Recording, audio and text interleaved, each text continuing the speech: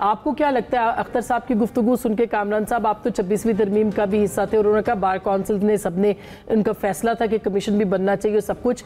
क्या होगा? क्या वाकई कोई तहरीक चलेगी, कोई तीसरी कुव्वत वकला के अंदर भी आएगी? और वो कह रहे हैं कि एक इंडिपेंडेंट स्पेस बन रही है। कामरान साहब, अच्छी बात है। मैं अपना अख्तर साहब की गुफ्तगू मैं सुन नहीं पाया। हाँ, मेरे दोस्त हैं अदरवाइज।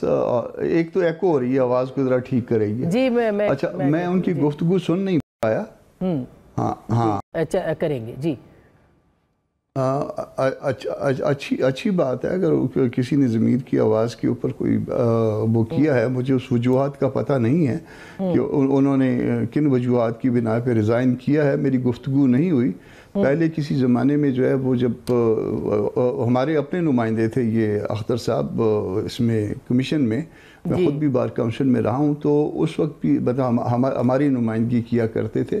और इसमें कोई अगर इख्तलाफ था तो यकीनन उस इख्तलाफ का इजहार करना चाहिए था। मगर मेरा ख्याल है, मैं एक और चीज़ का हामी हूँ कि इख्तलाफ का इजहार जो है वो अंदर रह के करना चाहिए।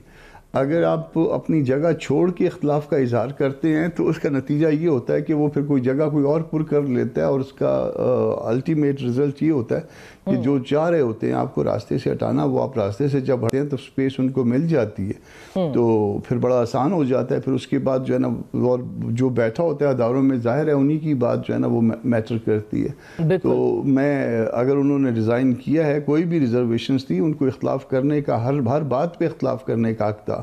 अच्छा, किसी ने कभी इस पे भी फरमा दे सेंटर साहब, इस पे भी कमेंट आपका लेके फिर मैं बाकियों की तरफ भी आऊं कि आपको लगता है कि इस वक्त जो जुडिशरी का मसला है उसके ऊपर पाकिस्तान तहरीक इंसाफ की भी मुलाकात हुई है चीफ जस्टिस साहब के साथ, वजीर आजम साहब के साथ, वजीर आजम साहब की भी हुई है, उनके इख्तलाफात खत्म हो सकते हैं? गलत किया है।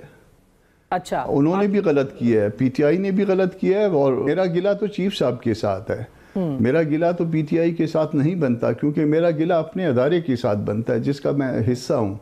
और उनको नहीं मिलना चाहिए था, ना वज़ीर आज़म साहब से मिलना चाहिए था, ना पीटीआई से मिलना चाहिए था। वज़ीर आज़म से तो मिले, और उसके बाद वो एक तस्वीर आ गई पब्लिक कंजम्पशन के लिए, और यहाँ से जो है ना उसके बाद एक प्रेस कॉन्फ्रेंस आ गई, तो और उसमें तरह तरह की बातें भी आ गई, उसके बाद तरह तरह के तबसरे भी हो गए।